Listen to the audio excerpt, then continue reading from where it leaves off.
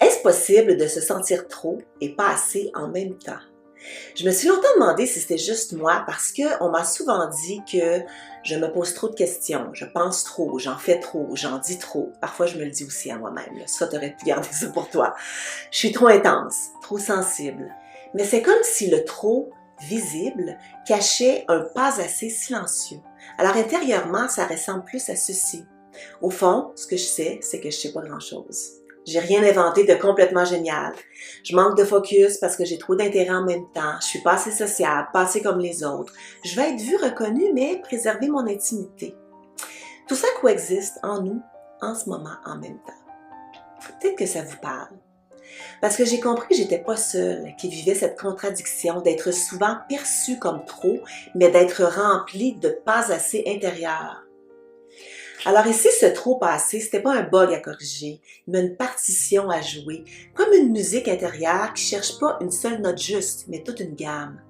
Si au lieu de lisser cette dissonance, on la laissait vibrer, si au lieu de vouloir entrer dans des cases, on écoutait les contours imparfaits de notre humanité.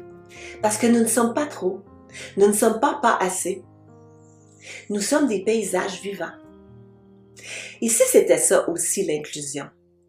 Pas seulement l'inclusion des corps visibles, mais aussi des écologies intérieures, des manières d'être. Ceux et celles qui n'entrent pas dans les moules, qui pensent vite, qui parlent trop, qui ressentent fort, qui doivent se retenir pour ne pas déranger, qui se figent pour ne pas être remarqués.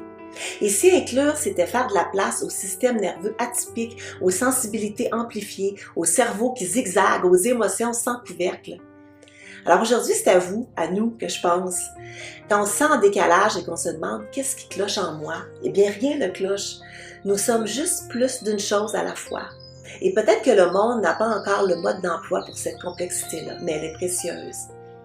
Alors ici, c'était ça, l'art d'être humain. Apprendre à naviguer cette complexité et au lieu de se laisser aller aux dualités normales, pas normales, correctes, pas correctes, de savoir que c'est dans le miroir de nos différences que nous découvrons qui nous sommes vraiment. Pas malgré notre complexité, mais grâce à elle.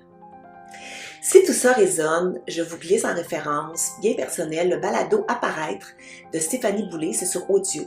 C'est une exploration sensible de la neurodivergence au féminin, mais surtout un hommage à la complexité humaine. Alors, que vous soyez neurodivergent, neuroatypique ou pas, c'est une invitation à mieux se comprendre et se reconnaître. Alors, j'en profite pour vous souhaiter un bel été avec peut-être l'écoute de ce balado. Et on se voit sous peu, peut-être avec d'autres créations que j'aurais envie de vous partager pendant la période estivale. À tout vite!